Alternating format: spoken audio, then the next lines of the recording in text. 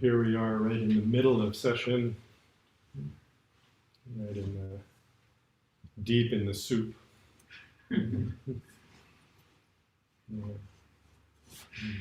Allowing ourselves to become absorbed in our lives,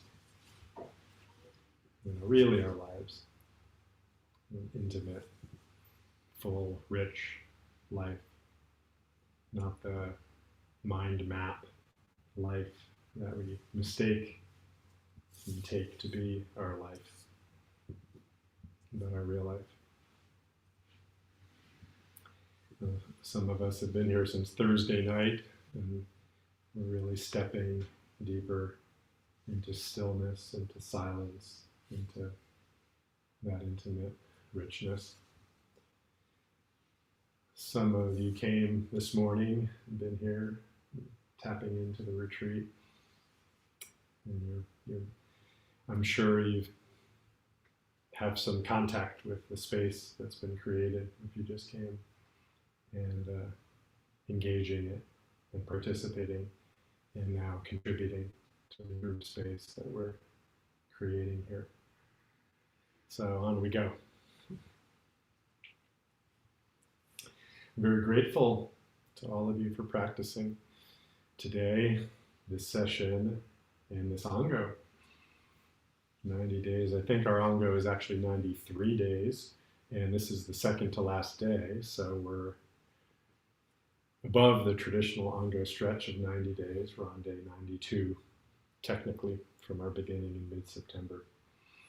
And we're really bringing to fruit whatever wants to bear fruit in these final few days. So really grateful for all of your practice. We just did a Fusatsu ceremony, renewal, earlier today, this morning. And for some of us, it was something we've done many times to re-verbalize our vows. And for some, it might have been your first Fusatsu ceremony. And you might not even have known what you were getting into coming to this retreat and entering into this renewal ceremony. But it's a ceremony, and hopefully you picked up on this. That isn't just for those who have formally taken the vows, but just to, in a sense, to try out, what does it feel like to say those words? What type of wisdom is being expressed in the words? So it's really for everybody, and it was a very touching and moving ceremony for me. I hope it was for you too. We have about 24 hours, really, probably a little bit less, about 22 hours to go in our Ango now. It's really coming to a head. So I want to also express some gratitude to Master Hongzhi, who I quoted yesterday in my Dharma talk, and several of you came and asked about him and wanted to. You read more of him and asked for some quotes from him. And I'm really grateful for him for offering those Dharma words to my talk yesterday, and then also for my talk today. I didn't prepare anything for today. I wanted to honor my own spirit of non-knowing and just come into the talk today. So I hadn't prepared anything. I actually hadn't prepared anything yesterday either. But I read that quote from Hongzhi, it was the night before, and I thought, well, maybe I can do something with this. And sure enough, he really spoke to me, and I hope to you too. So I did the same thing today, and I actually went back to this quote, and I found an expanded version of what I had shared yesterday. So that's what I'm going to launch off into now for a little bit and see where that takes me today.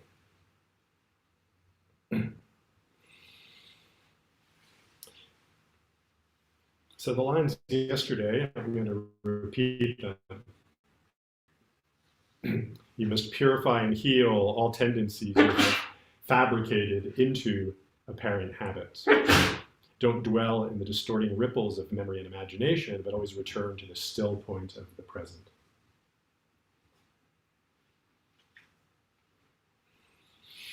So I found the original Dharma talk that that was taken from. I believe it's Dan Layton, Taigen, Dan Layton, who's a contemporary Zen teacher who compiled these teachings and published them. And this talk, the overall talk, he called the bright boundless field. The bright boundless field. It's also referred to by Hongzhi as the field of emptiness. The field of boundless emptiness is what exists from the very beginning.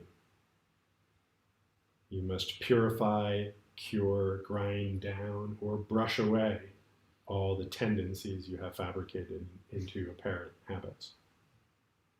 Then you can reside in the clear circle of brightness. Just expand and illuminate the original truth, unconcerned by external conditions. The deep source, transparent down to the bottom, can radiantly shine and can respond unencumbered to each speck of dust without becoming its partner. Very naturally, mind and dharmas emerge and harmonize. With thoughts clear, sitting silently, wander into the center of the circle of wonder. This is how you must penetrate and study.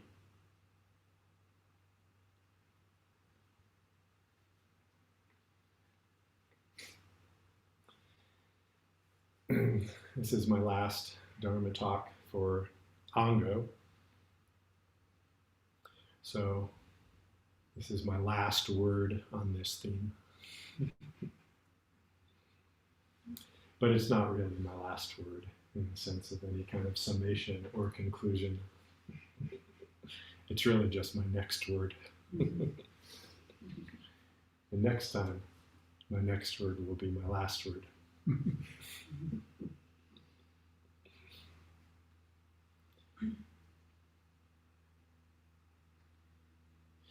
So I love this articulation, wander into the center of the circle of wonder. This is how you must penetrate and study. So when I read that,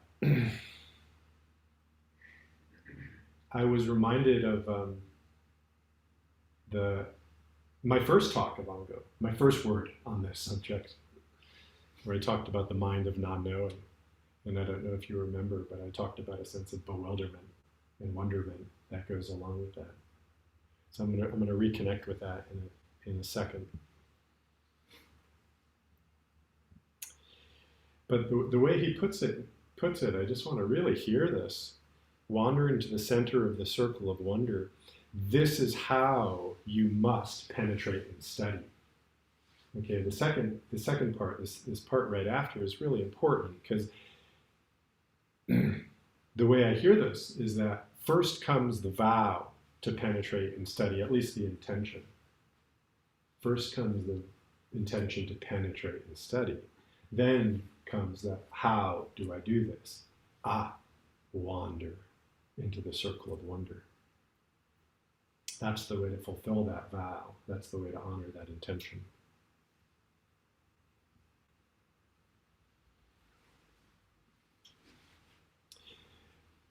For me, there's something a little special about that. There's something noteworthy about that. I feel like I can wander in a way that isn't honoring an intention to penetrate and study, that maybe it has some other intention to it. Not that other intention would be bad in any way, but when preceded by a vow, such as we gave in Fusatsu, to penetrate and study, reveal ourselves.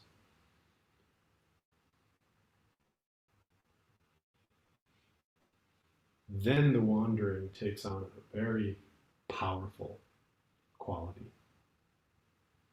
and operates in a very powerful way on our lives. That's what vow does. It empowers all these other aspects of your life.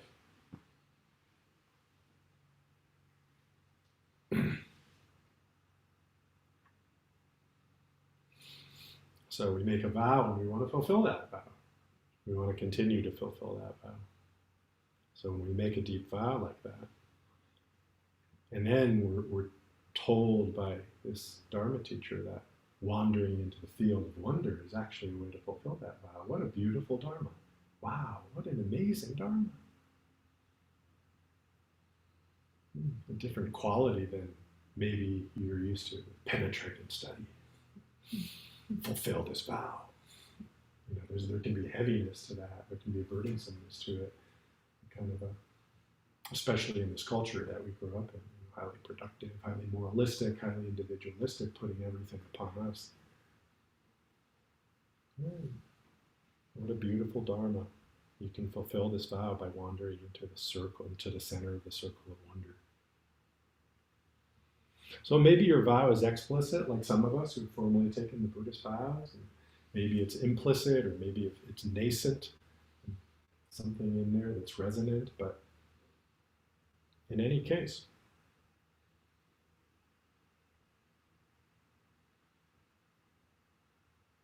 yeah, so I was, from the beginning of Ango, resonated with this quality of bewilderment that was talked about. And I'll bring back in the two quotes that I brought in my first Dharma talk back in September there.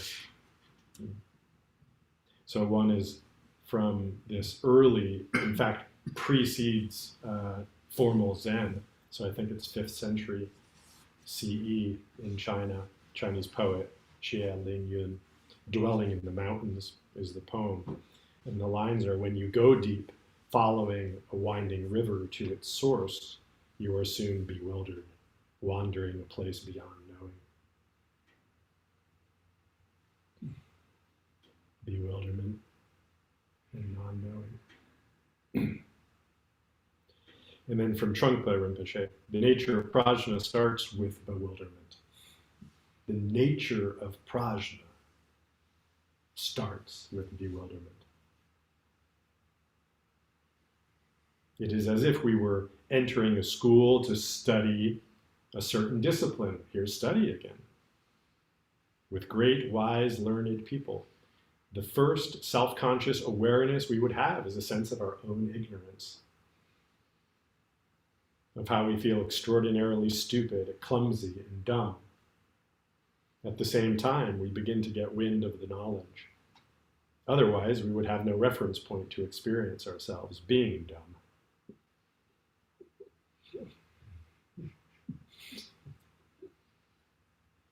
Yeah, but it's the very the nature of prajna starts with this bewilderment. And of course, it continues with this bewilderment. Right? Because we feel dumb, and then we have a sense for knowing, and we have more and more, groundedness or understanding of that knowing. But we have to maintain the sense of bewilderment, because nothing is fixed. So any truth that you alight upon, any knowledge that you gain, you have to continually see if it's alive. This practice and study. That's what the penetration is. That's what the study is. It continues.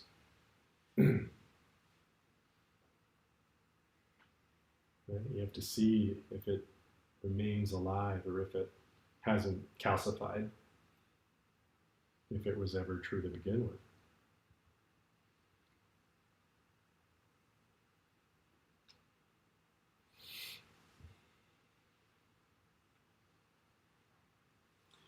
In session, we're deepening, we're becoming more quiet, it's palpable. And in this quietness, there's appreciation that arises within us. The qualities of things, tastes, sounds, sensations, we, we become much more appreciative of all of these things. And we may become appreciative, hopefully we do become more appreciative of people in our lives. Family members, Sangha members, partners, friends.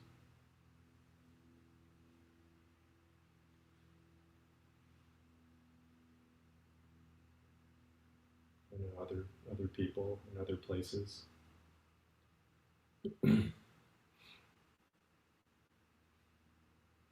The quieter we get, the more sensitive we get, the more unprotected.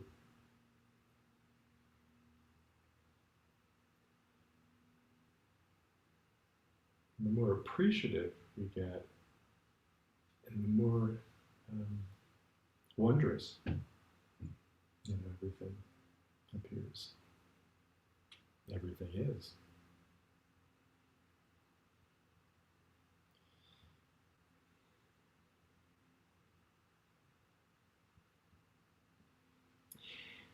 We recite the 3 pure precepts in our Fusatsu. And the version that I took for this version of Fusatsu, which is combined from a couple of others, but the final 3 chants I took from Bernie Glassman's expression of the Fusatsu ceremony. And as you know, as most of you know, he translated the first pure precept, which is traditionally translated as don't do evil, don't commit evil. And he translated that as practice not knowing. It's a theme, practice not knowing. So I'm sure many of you noted as we did our Fusatsu this morning, I, Gyodo, commit myself to not knowing, the source of all manifestations, and seeing all manifestations as the teachings of not knowing. I commit myself to not knowing. That's the vow. We've been talking in this Ango about practicing non-knowing, haven't we? That's the theme. How do we practice non-knowing? And here we come to the end. And now we just go, I'm going to commit myself to non-knowing. It's even stronger, it seems to me. I'm just going to commit myself. This is it. I'm going to practice this forever.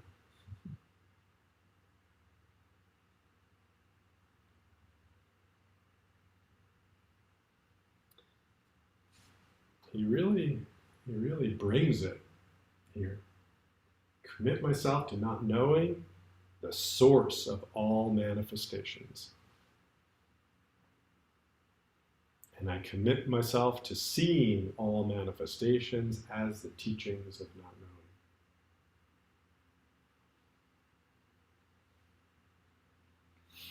knowing. Not knowing, it's the very source of all manifestations. It isn't something we adopt in order to get at the truth. It's the actual source of the truth.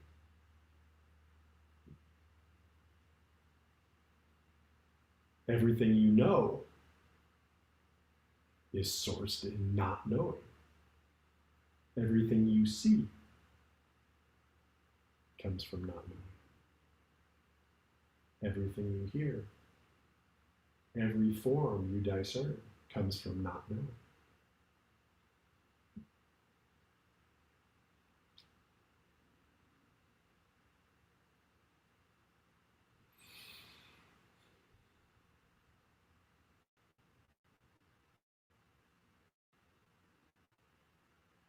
Right now, every form, every manifestation is being sourced from not knowing. It's not that it was sourced from not knowing. It is sourced from not knowing. So the conceptual mind can't touch this. We need our samadhi. We need our meditative mind to touch this.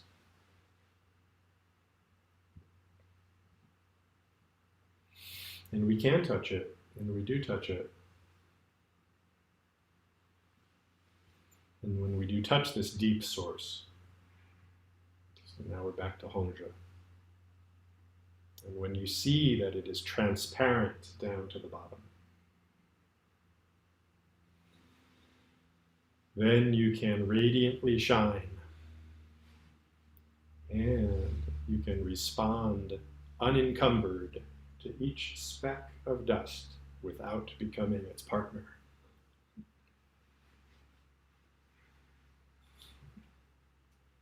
Don't marry your dust. You don't have to. Radiantly shine. And let it radiantly shine. Let everything radiantly shine.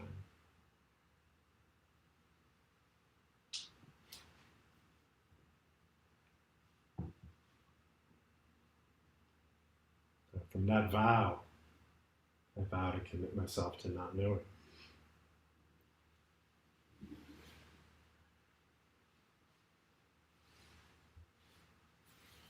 Practice and study by wandering into the circle. The circle of wonder.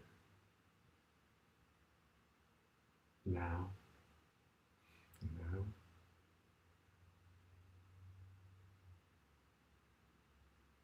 And keep wandering.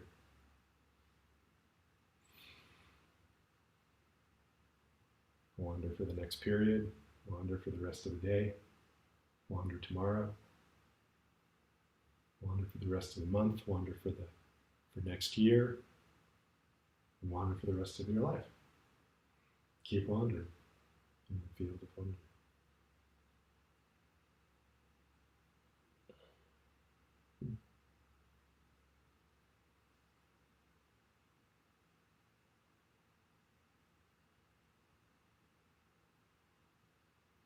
This is such a beautiful Dharma.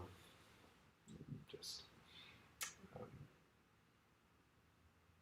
very appreciative of this tradition, this practice, and teachings. I hope you're all too. Okay, I'm going to shut up now. Keep going.